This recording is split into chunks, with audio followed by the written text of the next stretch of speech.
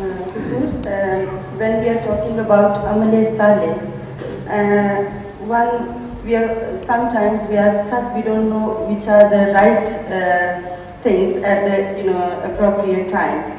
For instance, if we want to do some service for our dearest ones at times, but we are really stuck. We don't know whether it would please our dearest ones or not. Also, it's no problem at all. In Islam, every situation has been described, and the answers to problems are given by Hazrat Muhammad Mustafa sallallahu alaihi wasallam himself.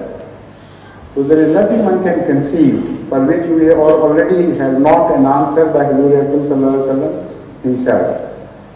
For such a situation, he says, whatever you judge and weigh the matter in your mind and decide according to your own inclination. Whatever is slightly irritating and slightly jarring to your conscience, leave that and prefer that which is comparatively better or slightly differently. But if they are equally poised, both these problems, then you can do anything. Either of the two would be all right for you.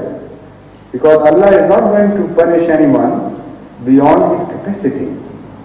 If somebody is deciding an issue honestly, that is the most important thing. That honesty is taqwa. If you do something with taqwa in your intentions, then you are completely on safe ground. You have nothing to worry about.